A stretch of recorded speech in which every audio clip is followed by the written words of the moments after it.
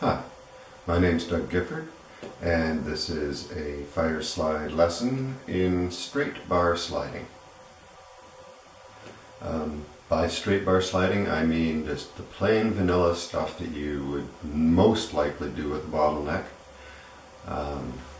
where the bar is over the fret and parallel to it.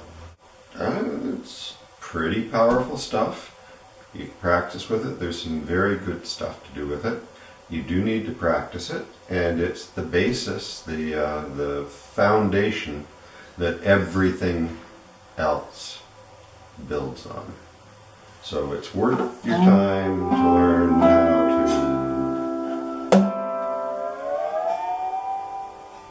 to do stuff with a straight bar. Now, in standard tuning, at each fret you can get two different and useful chords with the straight bar. If we look at the 0 fret here, okay, I've gone right down and I've got the bar over the nut, but that's silly, so I'll stop and I'll put the bar down so I can show you some things. In a G chord, there are 3 strings, 1, 2, 3, that are open. They're in a nice straight line. That means you can bar them. It happens to be a G major triad, which is lovely.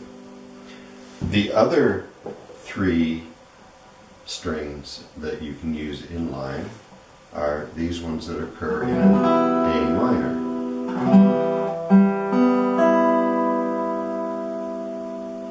And there's one of those chords available at each fret. So if you forgot your bar and you were playing slide, that doesn't make any sense, but let's pretend. You would have a G major triad and an E minor triad available to you.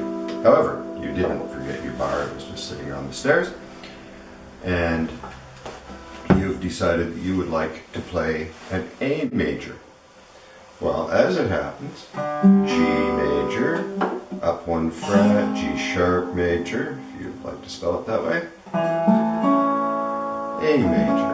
Now, does that sound like an A major? Well, here's an A major. Yes, of course. A major, C, D, and so if you're playing, oh, I know, me and Bob McGee, in the key of G,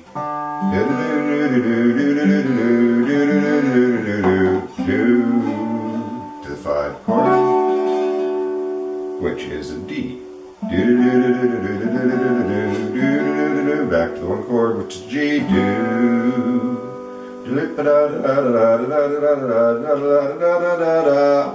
to the 4 chord.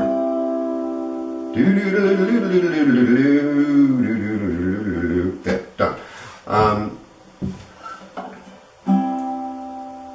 You can play most blues, you can play most country. The relative minor of any chord, so for example, relative minor of G is E minor, it's right there. There's one song that I do, and the chord changes when I hit that note. I don't have to move the bar at all to have changed chords. You can do a lot of things, and one of the things that you can do is single notes. Single notes. Now, there we go. There, that's no good. So you could go, or you could change the tuning, which is. So I've just dropped my E down to a D there.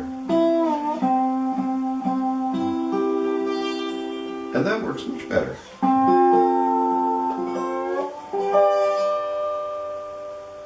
And that's why people who play with exclusively straight bar tend to like alternate tunings, because it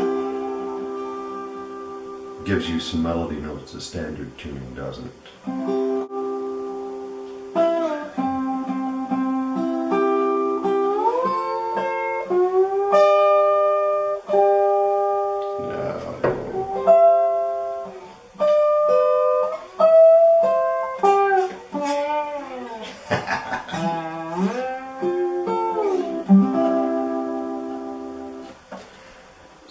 tuning can add to your choices.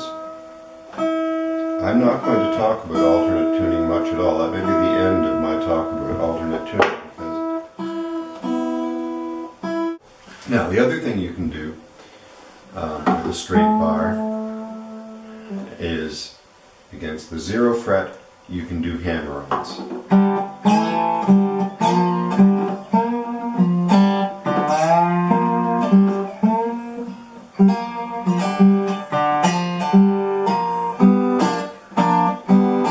Notice I'm rocking this back and forth.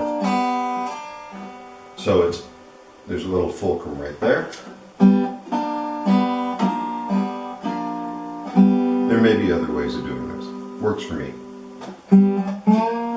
So you can do what's essentially a hammer-on.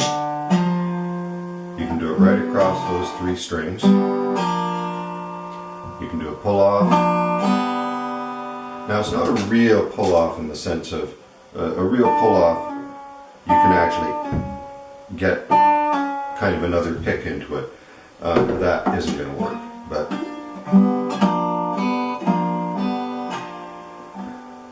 you can do it for a while. I think that about covers the straight line stuff.